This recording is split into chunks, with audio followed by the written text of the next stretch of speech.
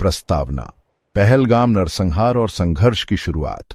यह एक ऐसा अध्याय है जिसने न केवल पहलगाम बल्कि पूरे भारत को हिलाकर रख दिया।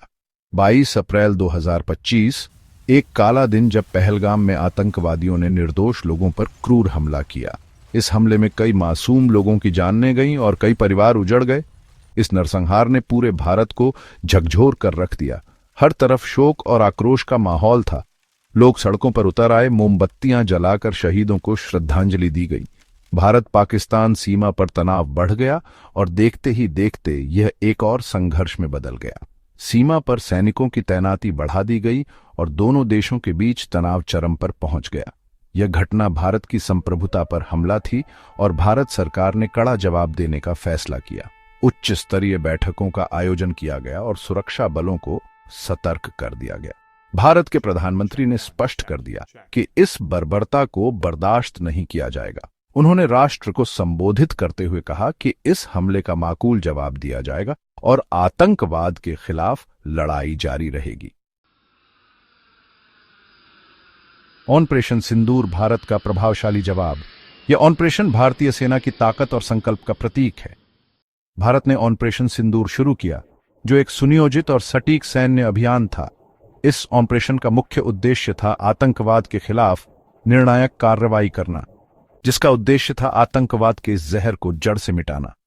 भारतीय सेना ने इस अभियान में अपनी पूरी ताकत झोंक दी। इस ऑपरेशन में भारतीय सेना ने पाकिस्तान में स्थित 24 आतंकी ठिकानों को ध्वस्त कर दिया।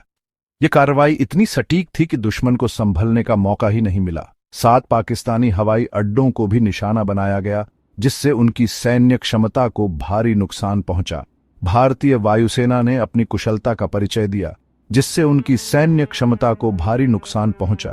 दुश्मन के कई महत्वपूर्ण ठिकाने नष्ट हो गए और उनकी रणनीतिक स्थिति कमजोर हो गई।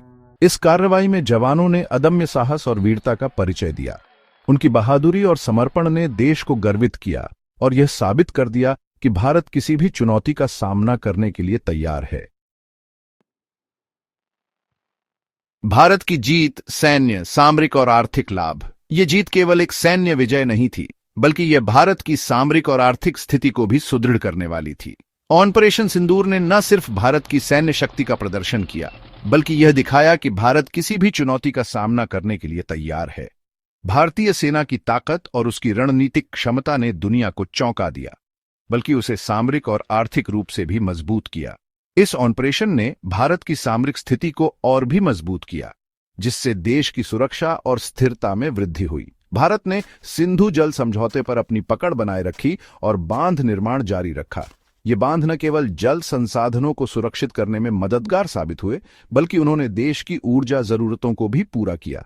अमेरिका ने भारत के नए युद्ध सिद्धांत को स्वीकार किया, जिसमें गैर राज्य अभिनेताओं द्वारा किए गए आतंकी कृत्यों को युद्ध के कृत्यों के रूप में मान्यता दी गई। यह सिद्धांत भारत की सुरक्षा नीति में एक महत्वपूर्ण बदलाव था।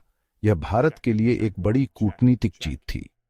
इसने अंतर्राष्ट्रीय मंच पर भारत की स्थिति को और भी मजबूत किया और देश की प्रतिष्ठा को बढ़ाया। पाकिस्तान का नुकसान, एक कमजोर स्थिति। इस संघर्ष में पाकिस्तान को भारी नुकसान उठाना पड़ा। उसके सैन्य ठिकानों को नष्ट कर दिया गया और कई सैनिक मारे गए। सिंधु जल समझौते पर भारत के रुख ने पाकिस्तान पर पानी के संसाधनों को लेकर दबाव बढ़ा दिया। अंतर्राष्ट्रीय स्तर पर पाकिस्तान की छवि को भी धक्का लगा। युद्ध विराम पर मिश्रित प्रतिक्रियाएं, जीत या समझौता। 11 मई 2025 को भारत और पाकिस्तान के बीच युद्ध विराम की घोषणा हुई। इस समझौते पर मिली जुली प्रतिक्रिया आई। एक तरफ कुछ लोगों ने इसे भारत की जीत बताया, दूसरी तरफ कुछ लोगों ने इसे एक मौके को गंवाने वाला कदम बताया। यह बहस जारी है कि क्या भारत को पाकिस्तान को और सबक सिखाना चाहिए था।